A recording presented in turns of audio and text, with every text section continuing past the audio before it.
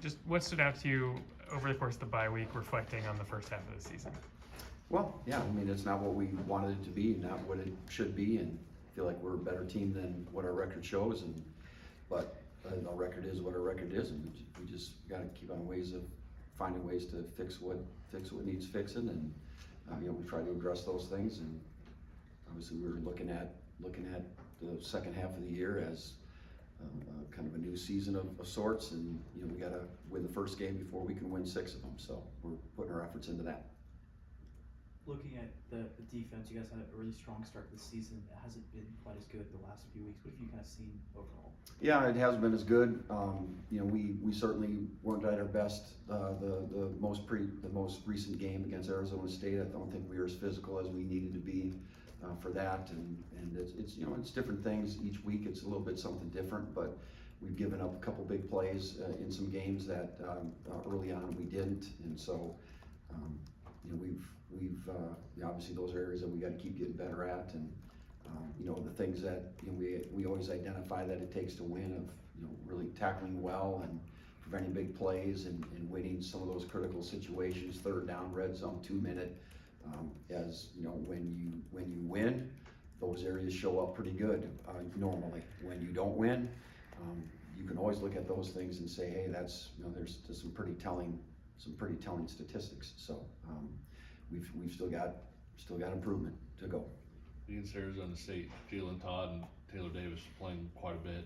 What did you see from those? I think they're both really good kids, super coachable, good athletes. Really, I thought both guys responded well to what the situation they're thrust into.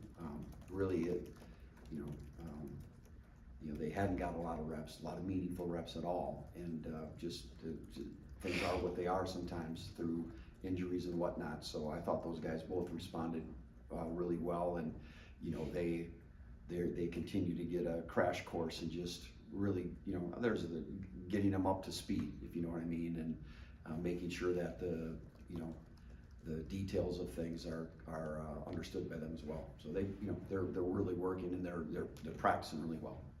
Brian, what areas, I guess as a whole, are you guys missing Cornell the most? You personally, and then also his teammates and the people. Yeah, I think if you try to identify who's your leader of your defense, I think it's him. So he's really been doing all he can in that area, but he's not on the field. So I think we just missed some of that, he's a pretty good at diagnosing things and getting to the ball well.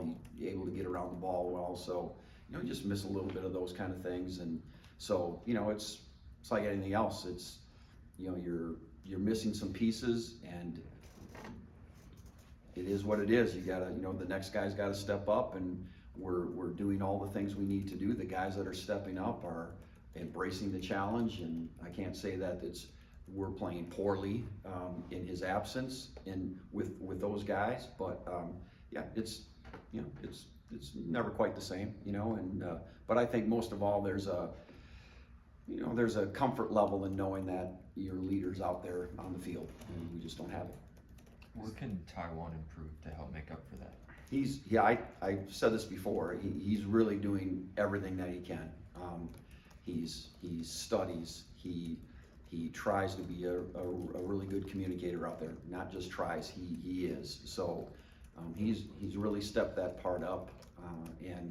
Again, that is it's a focal point of our defense in terms of communication, and he's doing really good in that area. I mean, he's really embraced it and taken it upon himself. So I have no negative things to say about Taiwan Berryhill, where I think he's playing as hard and really for the most part as well as he can. Lance talked on Monday about Kobe not having gotten to take any team reps in a while since he got hurt. Just how do you see guys like, we talk about Jalen Todd, but also Demarius McGee stepping up and dealing with having more reps as a result of that? Yeah, well, good for them, right? So, some person's misfortune is always it's kind of a benefit for somebody else, and so we've been able to get a lot of players that in the past would, get to, some reps or sparingly and things like that. They've really, I think, benefited from the numbers of repetitions, not just at that position, but quite honestly, there's some other ones also. You can't really be frustrated by those things because, some of that's out of your control. And we have to, here's what you have, what you can deal with in the moment, who you can deal with in the moment, and coach them as hard and well as you can, and help them elevate their play. So I guess that's guys like Kobe who have, the reps have been a lot more limited, and some other guys, but it's really been a benefit for Jalen Todd and Taylor Davis and some of those other guys. They've really been able to get a lot more game ready. Willie Fritz has long been a quarterback run game type guy, and they appeared to kind of find their guy against TCU and young Chris. What have you seen from him and from that offense? Well, if you look at, he's played all the games. He hadn't started, and the other guys probably played more. But obviously, I think they've probably determined that he needs to play more, and obviously they won a game when he did. So, good athlete, long, good runner. Not so much of an elusive tackle breaker, kind of like some other guys we've had, but he's long and he's linear, and it's a little bit hard to tackle sometimes just because some of the length. He kind of runs through some tackles and stiff arms, and keeps guys away.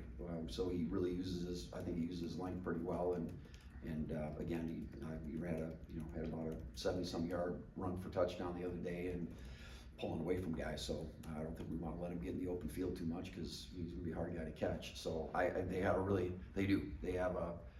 they're committed to running the quarterback, and they do it in different ways, and it's a big challenge. But I think we like those kind of challenges, and we'll be as prepared as we can be, and hopefully we can be in the right spots where we need to be, and not let that situate things like that get away from us.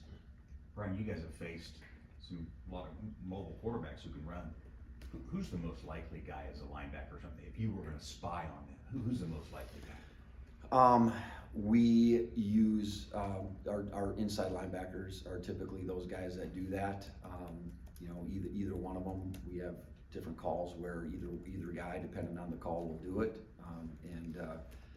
Actually, that's if we look back to some of our previous games, we've actually done a pretty decent job the times we've actually had those situations come up. So, and we'll have some of that, but it's not just one guy. I don't really, we're not probably going to have our 320-pound defensive tackle spy the quarterback. It sounds good on paper and looks good, but reality is probably something else. So probably any one of those inside backers are typically guys that do it.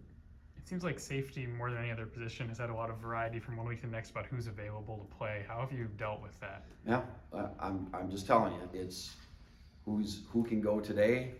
All right, let's figure that part out, and let's get him in there. So I tell you that myself and DK McDonald, and quite honestly anybody over there, we don't spend time lamenting about what we don't have. We have who we have in the moment, and we just roll. And you also have to plan for contingencies, worst case scenarios. So if nothing else, we've been able to do some of that also. Okay, who's the best 11 guys we can put out there, and sometimes it might not be your 12th safety. You know what I mean? So we've found some ways that we can execute calls and do some things, and by just like I said, it's finding ways to put our best 11 guys out there. Brian, you talked about Chris running the ball. What else do you see from Houston on film? I think they're really good in 3 areas. I think that obviously they're committed to running the ball, throwing RPOs. They do a good job of that. Quarterback run games, just dedicated quarterback run game, and then also they're a really good screen team. So I think those are the things they do the best, and we've got to be able to defend those things and kind of get our arms wrapped around those three areas in particular. And you know, I don't think they're a team that's going, hey, you know, we beat TCU last week, let's find a way to throw it 55 times this week. They're not. So, but quarterback, you know, it's getting the ball out of his hand quick, and a lot of short throws, again, screen game, those kind of things. Those are the three areas I think that if you're going to beat them, those are the areas that we gotta win. That's Coach Borland.